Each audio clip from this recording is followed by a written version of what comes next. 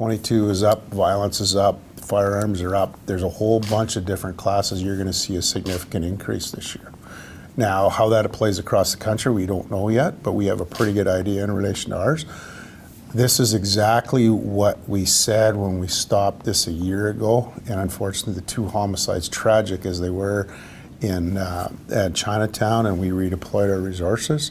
We took them away from other areas. It will be interesting to see how this is dispersed amongst our city, but crime stats in 2022 are going to be up. When you look at our vulnerable population and some of the things that are happening in downtown, they're being victimized, and they're being victimized by gangs and other organized components.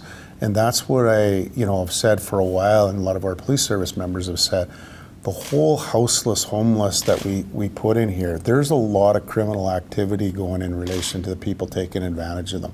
And we have to differentiate that. We can't just think this is all a housing issue. If we just think this is all a housing issue, I can tell you right now, we have zero chances of solving it. What we need is a systems approach. Housing's part of the system, but we have a huge addictions issue here, and we also know that we have a huge mental health issue. And if we don't have that space looked after, and if we don't get some leadership to that space, we're never going to get to where we can need to get to in relation to the gains that we need to make. I also am very concerned on the other side of this about gun violence and the rise in that, and that we're seeing play out on our streets. We're taking a gun off the street every day, if not 2. And we're seeing it more prominent in vehicles now. And then the property crime and the relationship with that drug activity, and certainly we're still seeing what we've seen before is prominent use of meth in this community.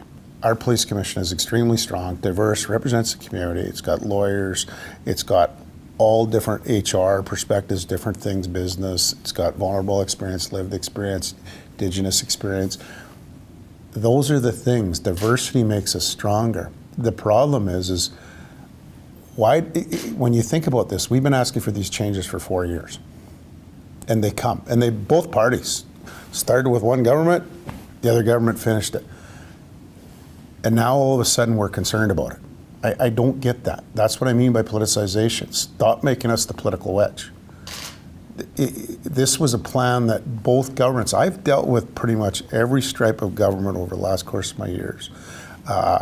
Municipal governments right through. And the reality is, if you look at some of the things over the course of the years, it's really clear that policing has independence. And there's a reason it has independence, because it involves the law and it involves people's lives.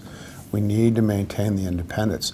The best part to get thought and input is at your commission level.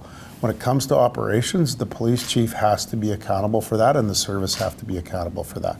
So I'm a little bit miffed in relation to how this is actually interference when both governments agree that this police act, which hadn't been overhauled for many, many years, is actually getting exactly what people ask for. Now, that said, the regs and how this is going to roll out, I'm very much awaiting how we have those discussions on actually how this looks as an implementation.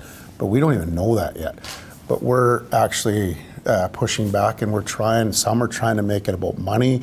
Some are trying to make it about just this is a threat to politicization. And I think it's actually the opposite. Not having it there allows only one perspective.